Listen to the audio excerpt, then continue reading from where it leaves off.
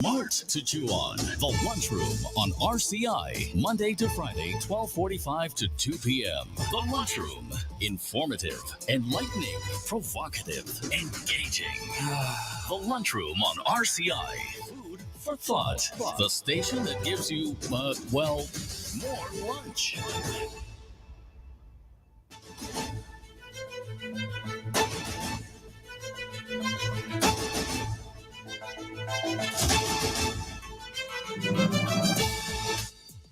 Good afternoon and welcome to the Lunchroom on Radio Caribbean International. It is Thursday, August 29th, 2024, and this is program number 1238 of the Lunchroom. I'm your host, Calix George Jr. Now, in addition to radio on 101.1 FM, you can also get us at our website. It is rcistlucia.com. You can download our previous shows on that platform. You can also get us live streamed on Facebook. Just search for the official page of Radio Caribbean International. And of course, please be sure to like and share that link as well with your friends and family. The number to call in to tell us what's on your plate, the direct line number is 452-3046. Again, 452-3046. And you can also reach us via WhatsApp. That is 724-0008. And of course, you can message in or you can call in via that WhatsApp number. Again, it is 724-0008. Now we'll look at some history for the day. It's different aspects of going back in time. And we go as far back as 1526 today, and it was the Battle of Mohacs, which was a decisive battle. The Kingdom of Hungary was conquered by the Ottoman Empire, led by Suleiman the Magnificent. 1825 on this day, Portugal was recognized. Portugal recognized the independence of its former colony, that of Brazil. 1842 on this day, the United Kingdom and China signed the Treaty of Nanking, which ended the First Opium War. The 1949 on this day, the Soviet Union secretly performed its first successful nuclear weapons test at the Semipalatinsk test site in northern Kazakhstan. And in 2005 on this day, Hurricane Katrina made its second and third landfall as a Category 3 hurricane, devastating much of the Gulf Coast from Louisiana to the Florida Panhandle and killing more than 1,836 people and caused over $115 billion worth of damage. We now move on to our dish of the day.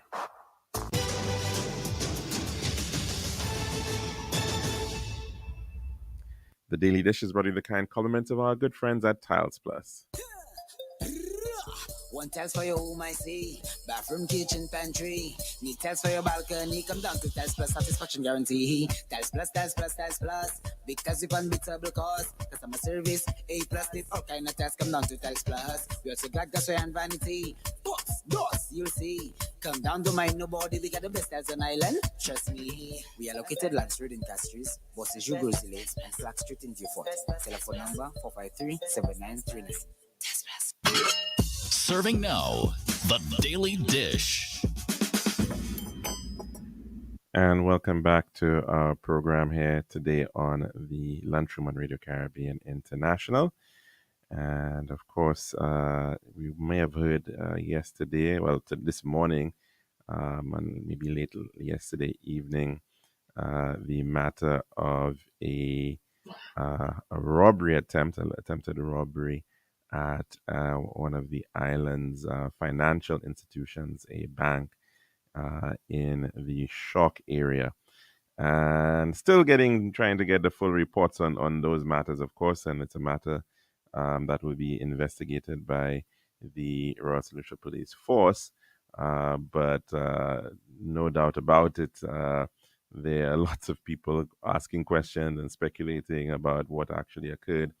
There were even suggestions, of course, that there was some form of hostage situation which occurred in this bank. And of course, that is the word coming out in the media regarding this entire matter. Of course, there were guns used And from what we're told, it appears that these robbers, in fact, were able to stop uh, a group of employees of the bank as they were heading home, and in fact stopped them and then brought them back to the bank to be able to uh, effectively get access to the money and the funds that would have been at that financial institution. So certainly, many people are speculating about the nature of this matter and how it in fact all occurred, and no doubt there'll be lots of speculation. But of course, we'll have to wait for the investigation to see how that continues to pan out as we look into this matter. But of course, it is always of concern because one wants to ensure that your money is safe at a financial institution, and of course, those types of incidents tend not to happen. And of course, the nature of what we were hearing, of course, is that, like I said, it was an attempt to effectively stop individuals as they were heading home and then to bring them in. And then it seems like quite a lot of planning would have had to have gone into this entire matter, and a level of complexity.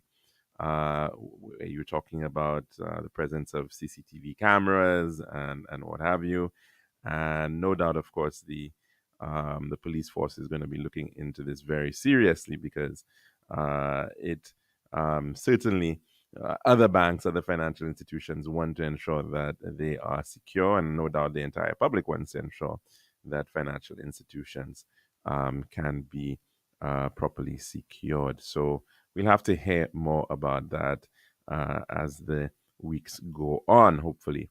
But of course, just yesterday, this comes on the heels of the Commissioner of Police, in fact, having a press conference yesterday as she is coming to the end of her contract. And that, of course, that press conference touched on a myriad of different aspects in terms of what we have been hearing about. Now, of course, the most sensational one, which appears to be in the news, is a matter relating to an investigation ongoing with respect to sexual misconduct against a senior member of the force. And just to share very quickly this story coming out of the St. Lucia Times yesterday, which reads as follows. Sexual misconduct allegations by individuals against a senior member of the Royal St. Lucia Police Force are currently the subject of a formal investigation. Police Commissioner Cressida Descartes-Pelleus, whose contract ends on August 31st, 2024, announced the probe on Wednesday. Quote, I have also initiated a formal investigation into reports made by individuals against a senior officer, she told reporters. Quote, at this time, there is nothing more I am able to say with regard to these matters, other than the necessary support is being afforded to all persons and that the investigations are progressing. Descartes-Pelleus told a news conference on Wednesday morning. Descartes-Pelleus expressed grave concern over reports before her about matters of sexual harassment and assault perpetrated by RSLPF members. She recalled that she had the distinct honor of becoming St. Lucia's first female police commissioner. Quote, I am deeply saddened that my tenure has been marred by these serious allegations, as Descartes-Pelleus declared. In this regard, she reiterated that she remained resolute in obtaining redress for impacted individuals. The police commissioner also addressed remarks to people she said had hidden behind fake profiles. She described them as closeted warriors spewing lies and hate, trying to shift the focus and change the narrative to one of malicious intent. There has been no malice on my part in this, the police commissioner told the news conference. Instead, she explained there had been a concerted attempt to maintain the RSLPF's integrity so prospective victims and other impacted individuals could feel comfortable trusting the organization and the judicial system. Quote, I cannot, as Commissioner of Police, hold one standard for the public and another for any of my officers.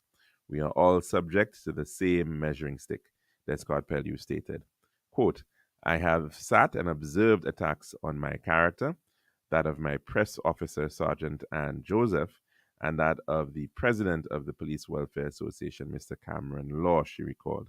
In addition, Descott Pellew spoke of attempts to align reported cases to political ambitions. Quote, let me say this to you today. Nothing is further from the truth, she told reporters, adding that the falsehoods had only worked to the detriment of the individuals trying to undermine her authority while sitting at computers, too cowardly to expose their identities. Quote, these attacks are baseless, however disgusting they are, the police commissioner stated. The police commissioner also explained that she had completed a sexual harassment policy to govern the conduct of all officers and establish proper official protocols for addressing such matters in the RSLPF. She said stakeholders, including the RSLPF executive, the Police Welfare Association, and the Ministry of Home Affairs are reviewing the document, which the other protective services could use. And that's a story covered in the St. Lucia Times. One of the matters touched on in yesterday's press conference by the police commissioner, headed by the police commissioner, Mrs. Crusita Descott Pellew. And certainly we need to say kudos to the Royal St. Lucia Police Force for, in fact, ensuring that they are bringing forward this matter of having a sexual harassment policy, particularly given the nature and structure and traditions of the entity that we are speaking of, which of course is the island's principal law enforcement agency. And so once you speak about law enforcement, of course, that in and of itself uh, involves a tremendous amount of power and a tremendous amount of trust that the general public has to have in an institution of this nature. And so in the first instance, that is what certainly is most critical.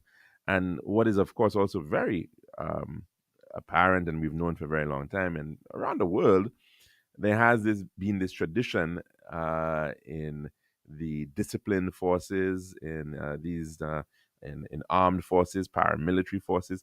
The tendency, of course, has been to identify these within the male gender, and these, by and large, over the years, have been the male gender has been the dominant one in serving in many of these in these institutions.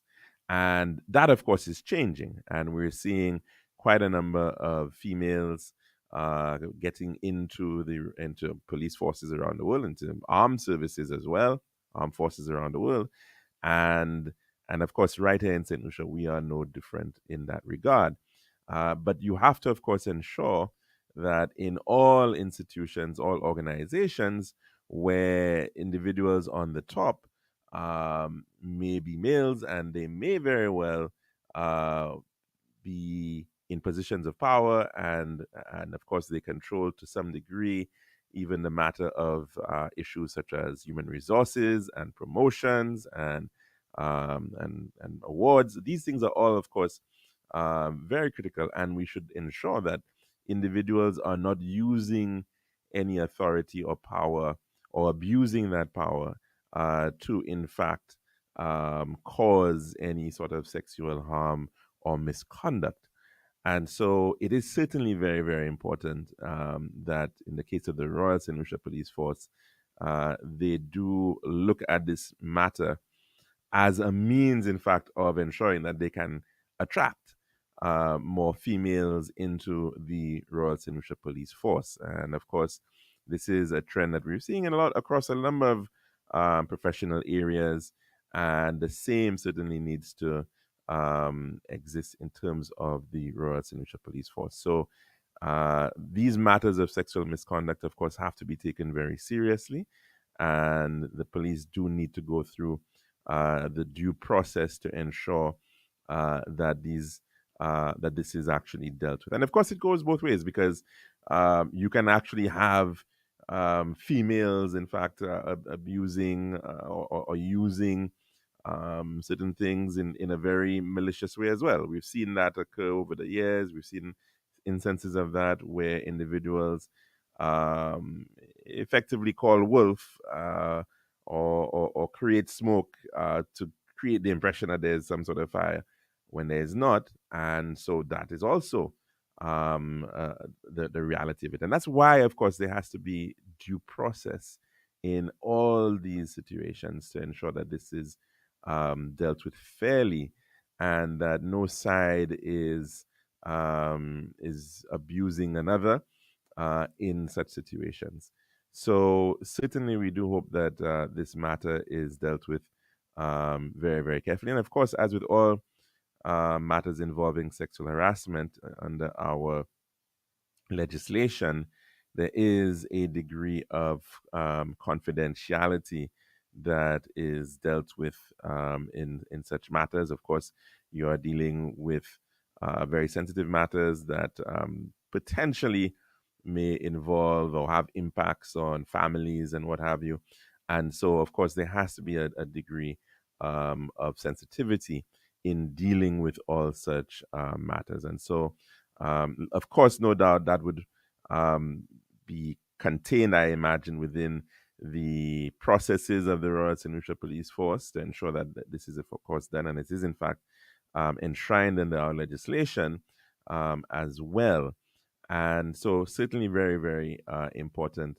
I would say that as an organization that wants to show that it is mature, that it is transparent, that it is being accountable, that it has rules for everyone, right? That no one is above the law. That, of course, it is important to ensure that these things are dealt with very, very carefully, and in that regard. So let's hope, of course, that this is dealt with within that context.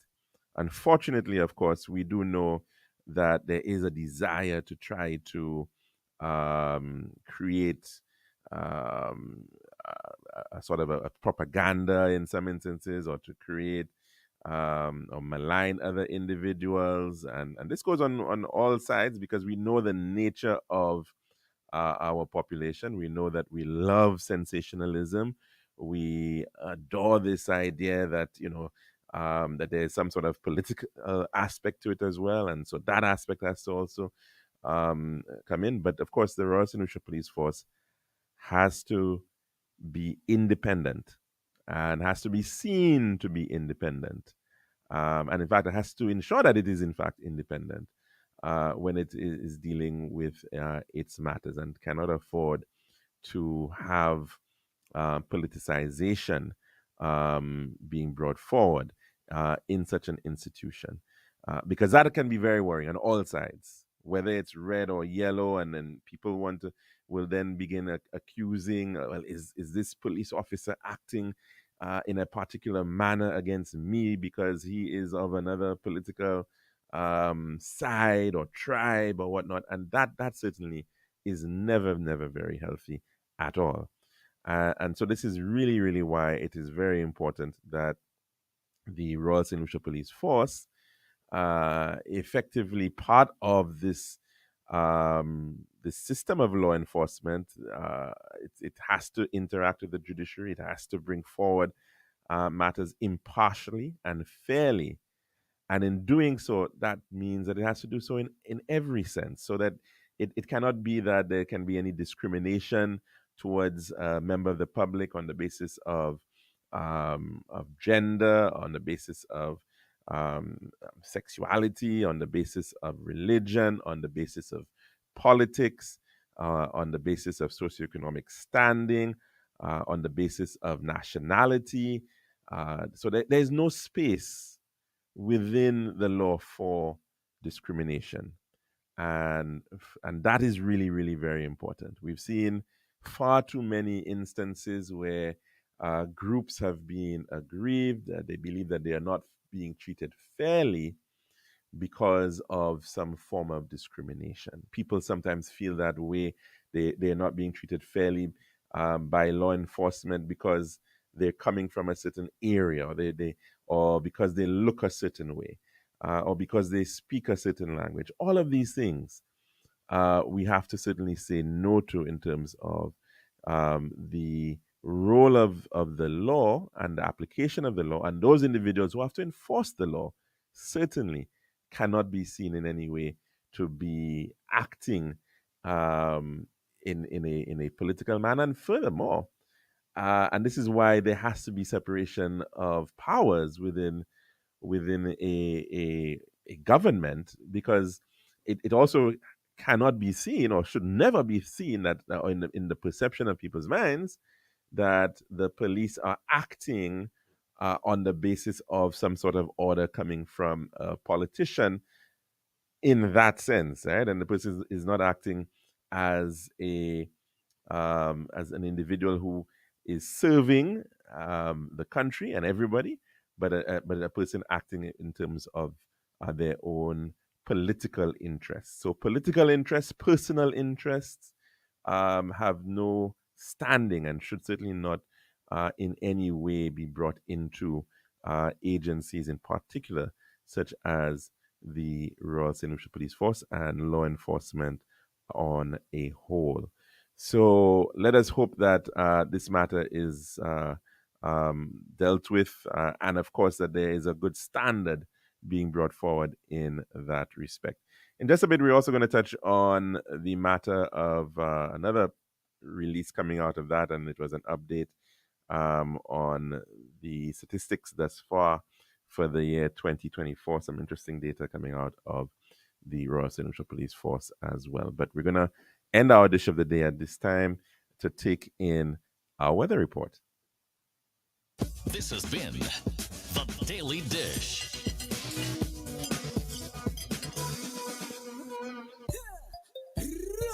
One tiles for your home, I see. Bathroom, kitchen, pantry. Need tiles for your balcony. Come down to Tiles Plus, satisfaction guarantee. Tiles Plus, Tiles Plus, Tiles Plus. Big tiles with unbeatable cost. Customer service, A+. Need all kind of tiles. Come down to Tiles Plus. We also got gasway and vanity. Books, doors, you'll see. Come down to mind nobody. We got the best tiles on island. Trust me. We are located Land Street in Castries, Bosses, Grizzly Lakes, and Flag Street in Viewfort. Telephone number 453-7939. Girl, I've been so stressed searching for the perfect tiles to complete my home. Really? Yeah, it's always the same white, beige, and gray tiles with these tile stores. Like they're all buying from the same place. You're the design expert. Help me, please. I'm fed up. What are you looking for? Something different. Something that says Caribbean beauty and suits my personality. Something vibrant and classy with a little razzle dazzle.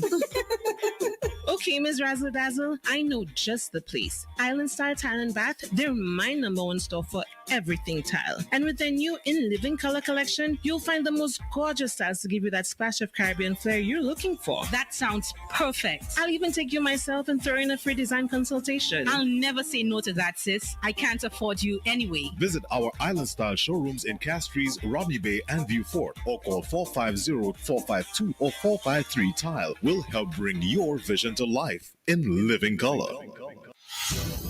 This is Radio Caribbean International. It's now time for the weather news. And that's all, of course, on the 1.1. It's now time for your weather report, brought to you by Island Style Talent Bar. The forecast for St. Lucia Valley for the next 24 hours. Winds will be blowing from the east near 12 miles per hour or 19 kilometers per hour, becoming lighter or variable at times. The weather partly cloudy, skies becoming cloudy at times with scattered showers, which may be heavy in some areas, and a chance of isolated thunderstorms. There is an advisory in here which reads residents and motorists in areas prone to flooding and landslides are advised to be vigilant and exercise caution.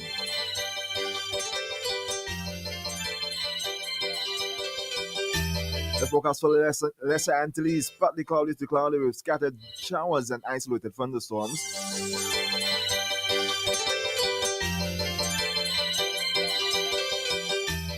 And the tropical weather outlook. Moist and unstable conditions in the atmosphere over the Lesser Antilles will result in cloudy periods with scattered showers and thunderstorms over these islands during the forecast period. A tropical wave associated with an area of disturbed weather is located over the central tropical Atlantic. Gradual development of this system is expected, and a tropical depression could form by early next week as it approaches the Lesser Antilles. It is currently moving westward at 10 miles. It is currently moving westward at 10 to 15 miles per hour. And this was your weather report as of 12 noon today, presented by Island Style Talent Bar. This has been RCI's Weather News. For more information, call the Weather Hotline at 454-3452. RCI 101 number 1. Girl, I've been so stressed searching for the perfect tiles to complete my home. Really? Yeah, it's always the same white, beige, and gray tiles with the style stores. Like they're all buying from the same place. You're the design expert. Help me, please. I'm fed up. What are you looking for? Something different. Something that says Caribbean beauty and suits my personality. Something vibrant and classy with a little razzle dazzle. Okay, Ms. Razzle Dazzle, I know just the place. Island Style Tile and Bath, they're my number one store for everything tile. And with their new In Living Color collection, you'll find the most gorgeous styles to give you that splash of Caribbean flair you're looking for. That sounds perfect. I'll even take you myself and throw in a free design consultation. I'll never say no to that, sis. I can't afford you anyway. Visit our Island Style showrooms in Castries, Rodney Bay, and View Fort, or call 450-452 or 453 Tile. We'll help bring your vision to life in living color.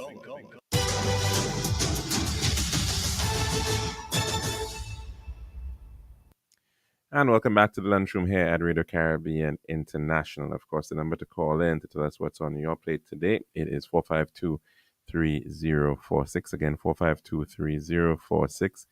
And you can also message in via WhatsApp. That is 724-0008. Again, 724-0008. Of course, we were touching on the matter of crime, and the police gave an update yesterday on the total numbers that we were looking at with respect to crime and criminal activity on the island. Of course, what tends to be the most spoken of is the matter of homicides, but of course, crimes go far beyond that, as we well appreciate. And just yesterday, of course, as we noticed with respect to that armed robbery at that bank at Shock. Now, with respect to that record from the police, according to what they're saying in Loop St. Lucia News, 6,758 crimes have been recorded thus far for the year 2024. The Royal St. Lucia Police Force has updated the nation on the latest crime statistics, focusing mostly on the period January through June. According to the data collected by the RSLPF Statistical Department, homicides and murders have seen a consistent increase over the past 5 years, a trend which holds over the January through June period. And based on what they have been putting forward, if we go back to the year 2020, between the January to June period, there were 18 homicides, 2021, 30, 2022, 28. Sorry, these are murders and we're speaking of, not homicides. The homicide numbers are a little higher because they will include police shootings as well, or killings, I should say, as well. Then you have in 2023, the number going up to 39, and thus far, January to June of 2024, 40. The detection rate is approximately 30%, which is 12 detected out of 40. Approximately 30% of cases have led to arrests. So it's still certainly not where we want to be because of the 40 murders recorded for the year 2024. Only 12 arrests have been made in respect of those 40 murders. However, as of August the 27th, 2024, there is a decrease relative to 2023. There have been 54 homicides, of which 51 were classified as murders and 3 as police shootings in 2024. For the same period in 2023, there were 59 homicides, of which 56 were classified as murders, 1 as a police shooting, and 1 was unclassified.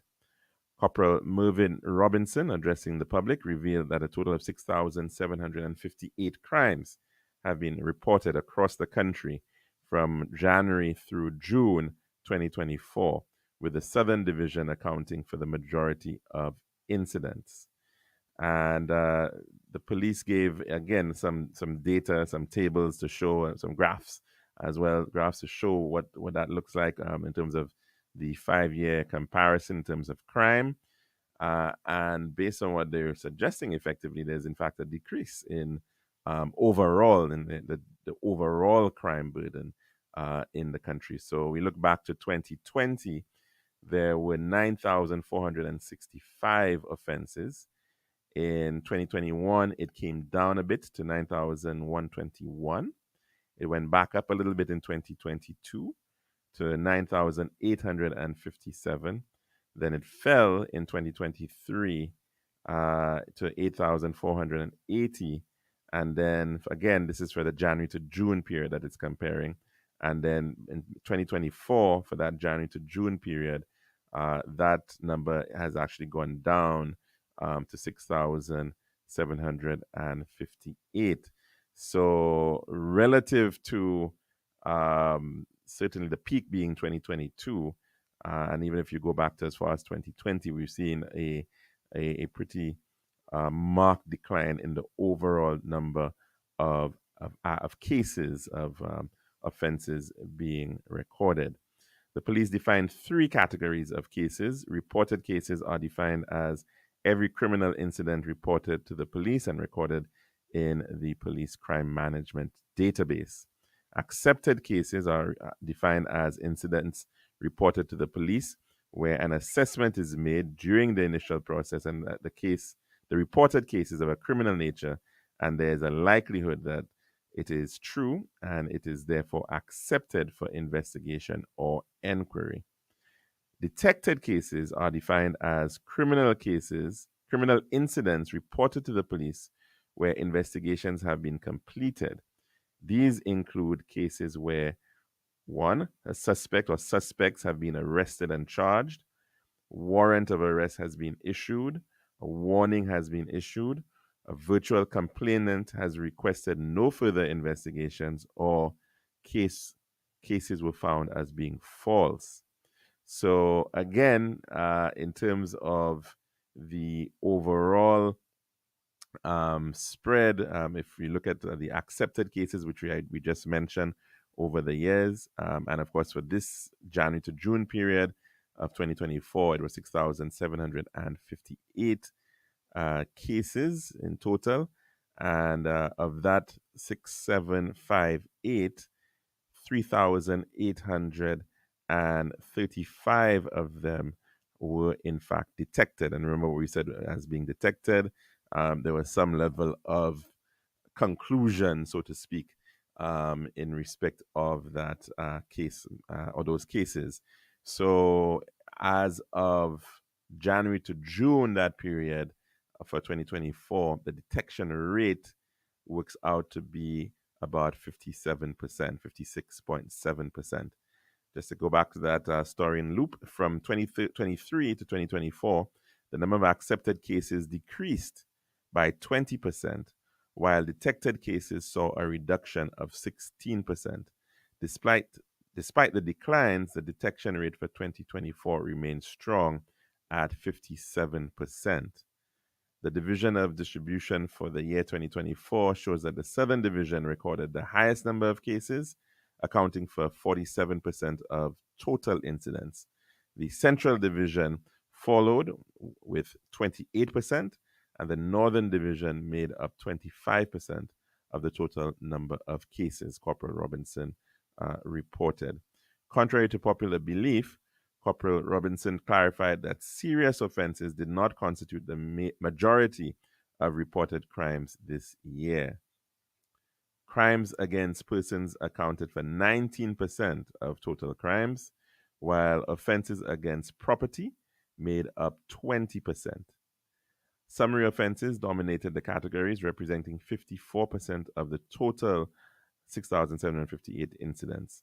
Other categories, such as firearm and drug offenses, collectively contributed to 4% of the total, he explained. And of course, if we were to just give a very we already explained much of it again already. Summary offenses, the bulk of cases were in fact summary offenses. From 2020 to 2024, crimes against persons peaked in 2022 at 1,957, but have steadily declined to 1,317 in 2024, Corporal Robinson noted. Corporal Robinson assured the public that law enforcement is diligently working to solve these crimes and emphasized the RSLPF's commitment to ensuring public safety and justice. And of course, always good to get that kind of information and that kind of data from the Royal St. Lucia Police Force, and hope that they can continue to ensure they get good analysis with respect to the situation in terms of crime in the country. It would also be useful to perhaps also to maybe look at some comparatives to see where we are at with respect to some of these matters, to benchmark them against what are the regional trends and international trends as well. I would also say maybe it might be useful to point out maybe some per capita rates for the various divisions. Because, of course, not all divisions are the same. The Northern Division, as far as I can recall, is the Grosile and Babono area, whereas the Central Division, I believe, is the Castries area. I'm not sure if it includes maybe ancillary. I could stand to be corrected. I'm not too sure where the boundaries are for the Central Division, nor were we actually told in this news report. But as well, the Southern Division, I suspect, is possibly the largest division by area and also possibly by population. I'm not completely sure, but I suspect so. So the fact that you're seeing that the Southern Division, in fact, has the most cases may not necessarily reflect a sort of any sort of high incidence of criminality in the Southern Division itself. And so some sort of breakdown, some sort of per capita data there would be useful to give us some context as to how things are looking in the different parts of the island, and in terms of course, so that nobody thinks that they're in any way being labeled, or in fact, people are getting a very objective sense as to what is being portrayed. Now, of course, as I mentioned, the Southern Division, I suspect, includes, as far as Dennery, possibly, I'm not completely sure, but Dennery, Miku, and then right up across to the Soufrière area. So it's a pretty large division. But of course, thanks to the Royal St. Lucia Police Force for giving us that data, and let's hope that we can see some improvements in terms of the overall detection rates. 57%, I'm not sure if that's a good rate. I'm not sure what we're going to compare it against, but I'm pretty certain that people would want to believe that as much as possible, these cases can be solved, that we are actually solving cases, that we're bringing cases to conclusion. And I'm not sure that it's that comforting to think that you're still going to have a situation where 43%, it's still pretty high. Certainly over 2 out of every 5 cases are not yet, in fact, being solved or detected, if we're to use the terminology of the police force. And I think that matter certainly is still an area where there's need for improvement. People want to be able to know that if they're going to report a matter to the police, that those matters are in fact being addressed, because that is how we would know then if we had a high detection rate and a low number of cases, then we would have confidence that yes, people are having confidence that yes, they can bring matters to the police and these matters are being solved expeditiously as best as they can.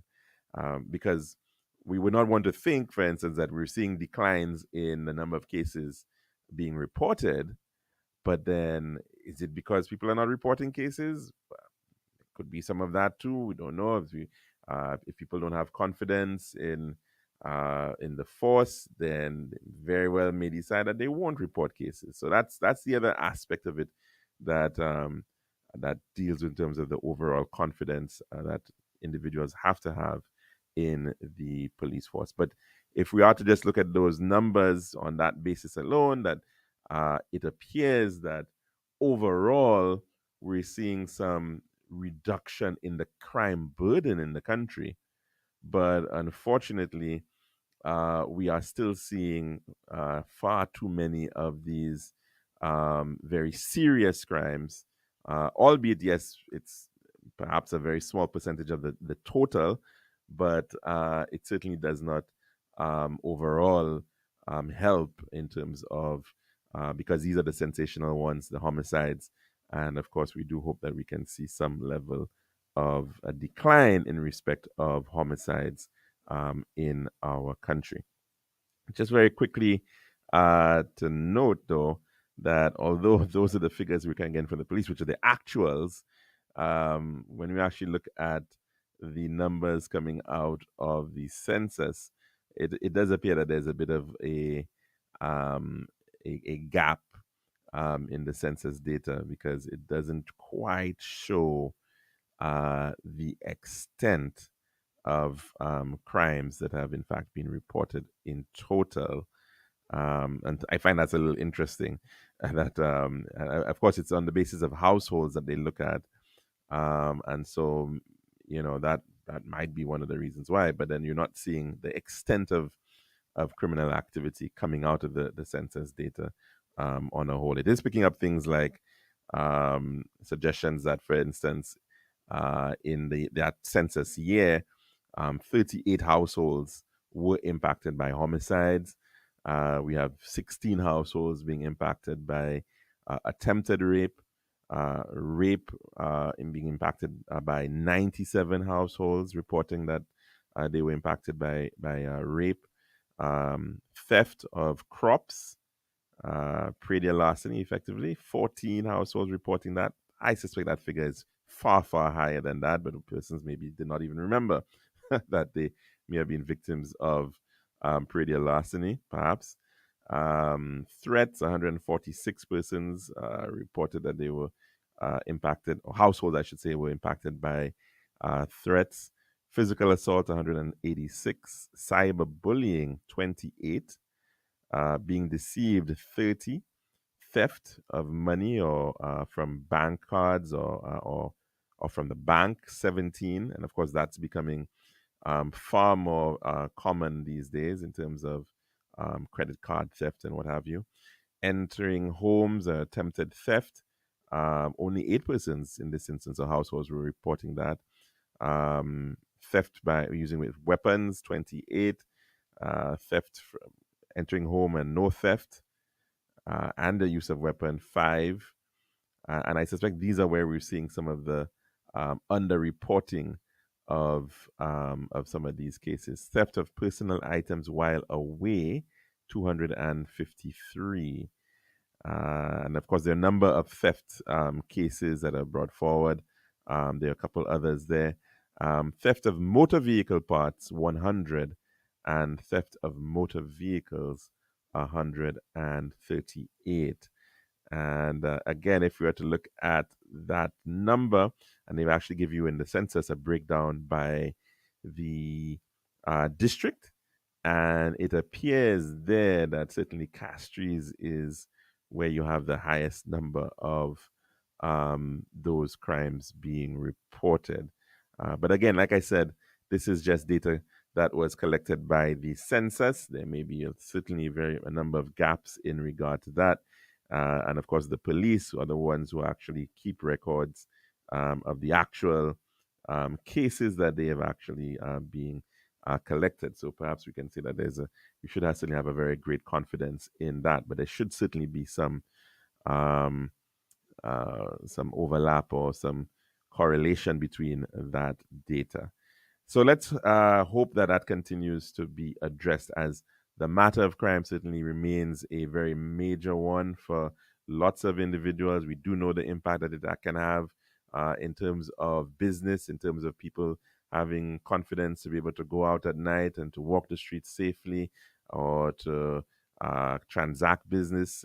That has been, of course, a matter we've seen over the years, how crime has in fact changed how businesses operate.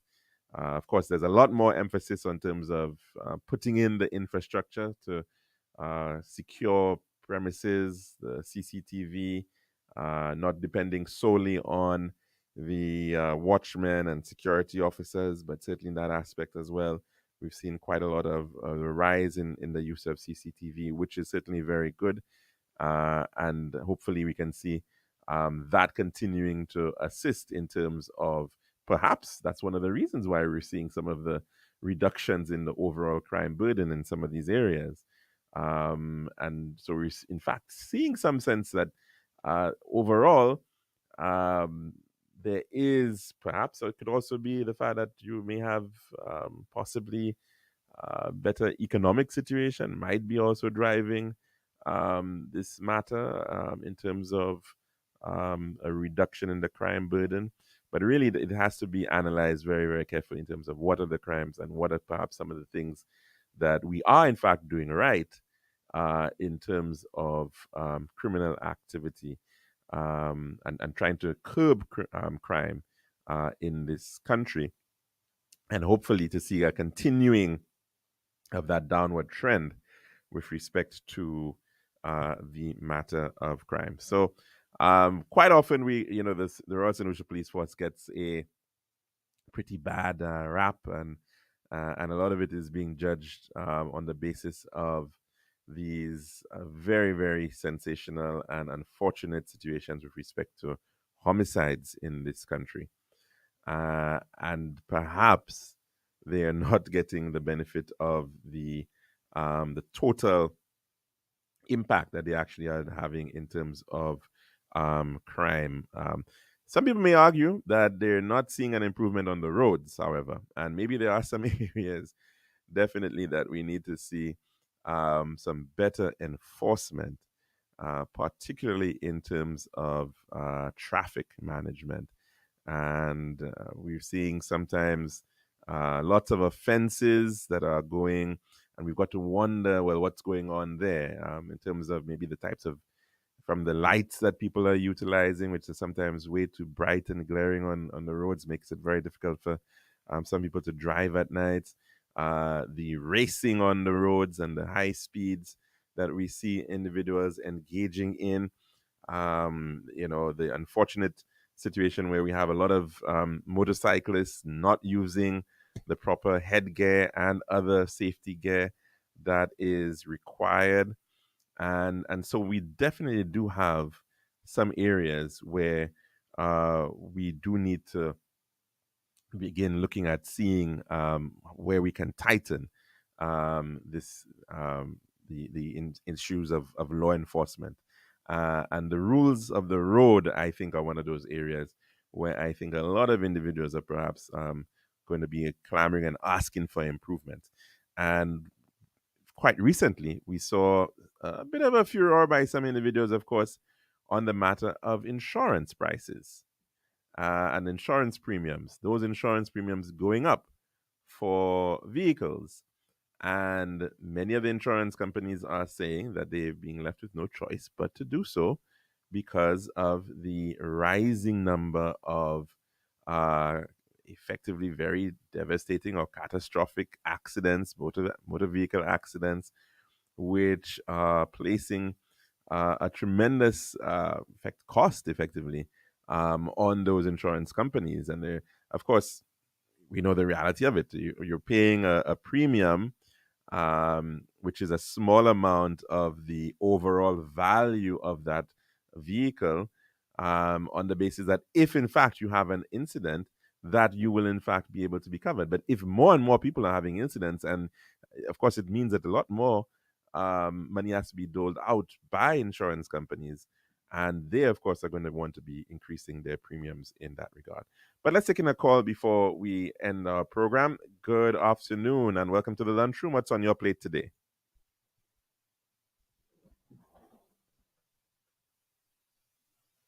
Hi, afternoon caller. How are you doing? Wonderful.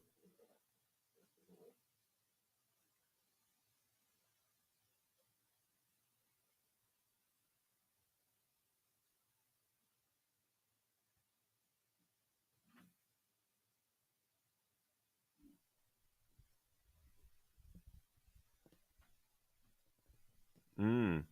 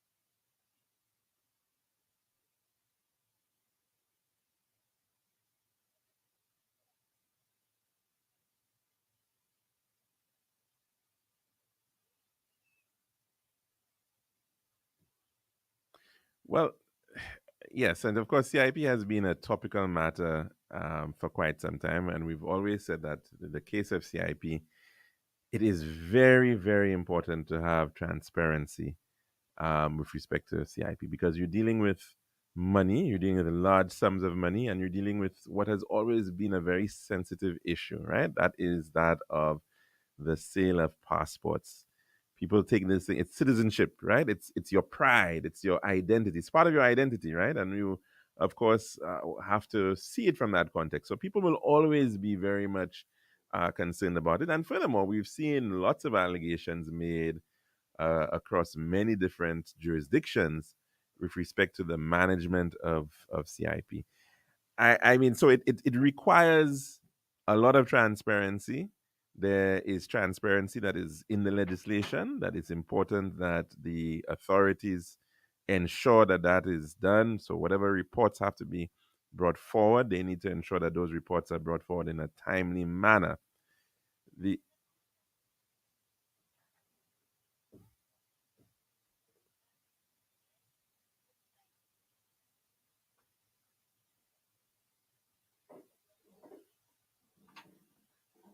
Right. It was 500, and there was a cap on. There were a number of different caps on how many you could. 500 per year could have been sold.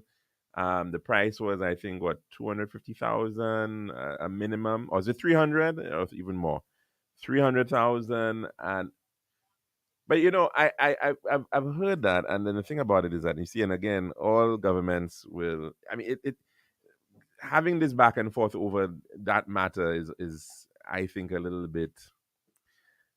I don't know how to put it. I'm not sure if there's a point to it to some degree, because what we are dealing with right now is a big question, right? I mean, we can talk about what it was, but the reality is that all governments have the authority to change those things, right? That's why you have legislation. Sorry. No, I'm not saying that it was a good idea to bring it down, right? But I'm saying that any government can decide to bring it back to where it was originally, or to bring it even higher if they wanted to, right? Or to put in necessary caps if they wanted to, if they thought that it was wise to do so. So making that point, I mean, I've heard some the politicians make that point, but I'm just wondering, but to what extent, to what end are you making it? Because really and truly, the authority lies with the legislators to change it if they believe that, in fact, that is where it needs to be. But there has been a change, though, I'm caller, right? Because remember, across the board, all the islands have agreed now to set a minimum price, I think, of $200,000. Now,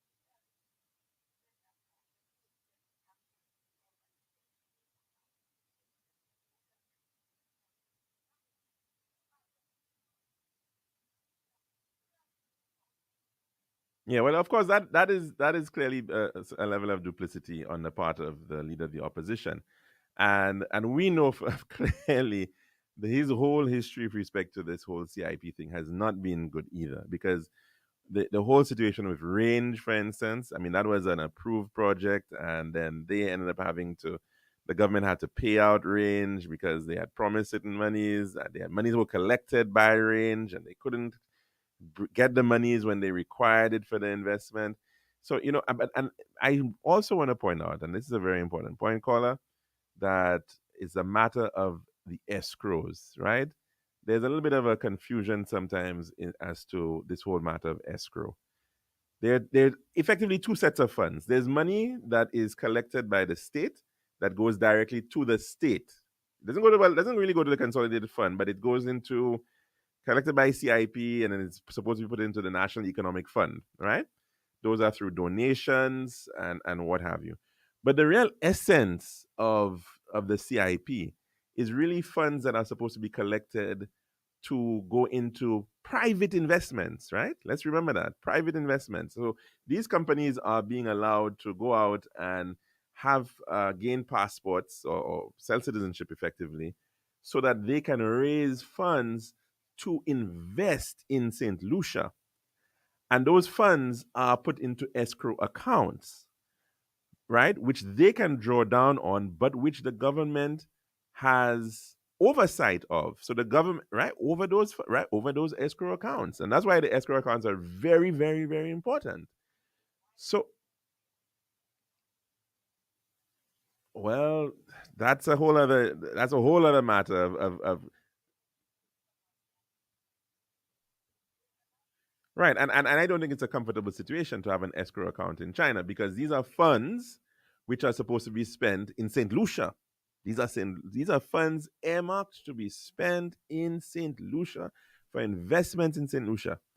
And really and truly, they should be within the ambit of our currency union, our space, our monetary space.